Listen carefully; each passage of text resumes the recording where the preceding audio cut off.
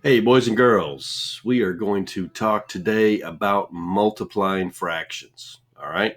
So let's not even hesitate. Let's go ahead and get started. All right. Multiplying fractions. First thing, this is probably one of the easiest things that you will do when you are doing anything with fractions is going to be multiplying. All right. So I'm going to show you three examples. I'm going to multiply just plain fractions. Then I'm going to multiply a fraction. I'll probably start with a fraction and the whole number because that's kind of easy. And then I'll do the regular fractions, both are fractions, and then I'll do a mixed number and a fraction. Okay. And then because if you do two mixed numbers, it's the same as a single mixed number. All right. So let's go ahead and start with, let's just say 6/7 times 5, the whole number 5. You might say, oh, Mr. Bell, you can't multiply a fraction times a whole number. Well, guess what? Yes, you can. We just learned that all numbers are rational numbers. And to make any whole number into a rational number, we just have to do one thing. All right. And I'm going to rewrite this so you can see what I'm doing. So I'm rewriting this 6/7. And we're multiplying that times this whole number here. But I need to do something special to it in order to make it something that I can multiply. And I have to turn it into a fraction. And that's easy because I want to make it a fraction that's equal to the fraction it is now. And that's putting it over a 1. Okay. Don't ever take this 5 and put it over 5 because that is no longer equal.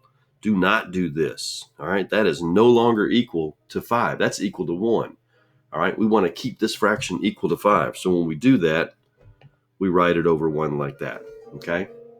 Because if we have a bubble that's divided into one, or a circle that's divided into one piece, and I have 5 of those, guess what? I got 5. So that's what this fraction represents. Okay.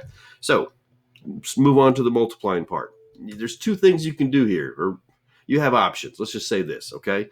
You can rewrite this like this and say 6 times 5 over 7 times 1. Because essentially all I'm doing is multiplying the top number with the other top number and the bottom number with the other bottom number. That's essentially all I'm doing.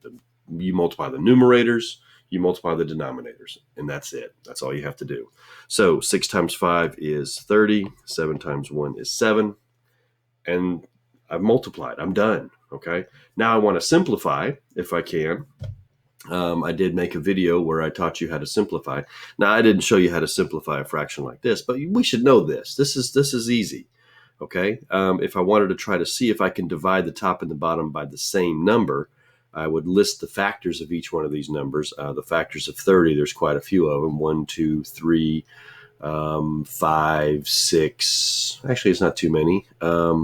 10, and 15 and 30. So that's it. But the factors of 7 are easy because that's 1 and 7. So I would just say, okay, 1 doesn't help me. So is 30 divisible by 7, which it isn't. So this is in simplest form. But this top number is bigger than the bottom number. So I have to do something with that. I have to turn it into a mixed number. So I divide 30 by 7. All right. I say 7, that's 4 times. That'll be 28.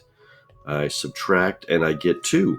Okay. My remainder, we're not turning this into a decimal. We're turning this into a fraction. So my remainder goes into a fraction over the original divisor. Okay. So make sure we get that straight. So this fraction simplified is 4 and 2/7. Okay. 4 and 2/7. 4 and 2/7. All right. Let's look at another one real quick. And actually 2 more, excuse me. Okay, next one is, said I would do just a regular fraction, 2/5 times 1/3. All right, so once again, you multiply numerators, multiply the denominators. I'll show you a little different way to do it this time. I'm just going to kind of draw a little arrow so I know what I'm multiplying by what. 2 times 1 is 2, 5 times 3 is 15.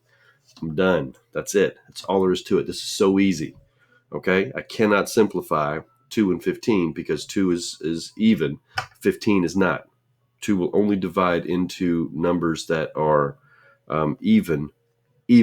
Okay, so this would have gone into 14, it would have gone into 16, but since it's 15, it's not. So 2/15 is my final answer. All right, let's look at one more. It's going to be 1 3/8 times 5 over 6. Now we got to do something special here because I can't multiply by that fraction. Okay, I cannot multiply by that fraction. I have to turn that fraction into an improper fraction.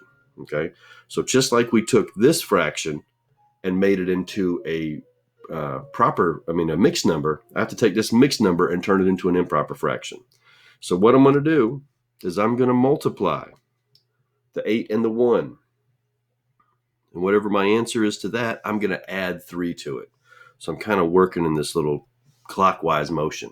Okay, so I say 8 times 1 is 8. I'm going to kind of write this here so you can see it. 8 times 1, and I'm going to add the 3.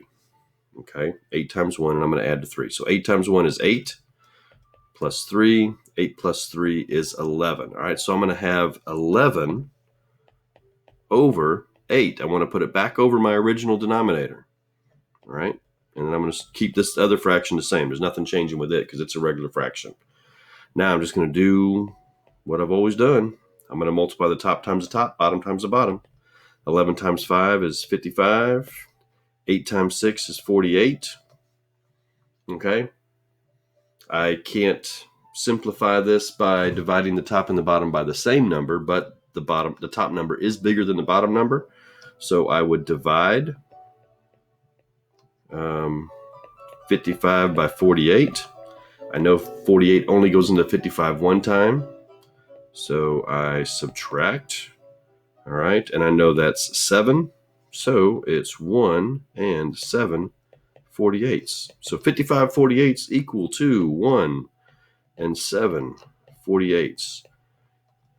And I cannot simplify that because, once again, 48 isn't divisible by 7. So I'm done. That's my final answer. And that is really, in a nutshell, how you multiply any kind of fraction.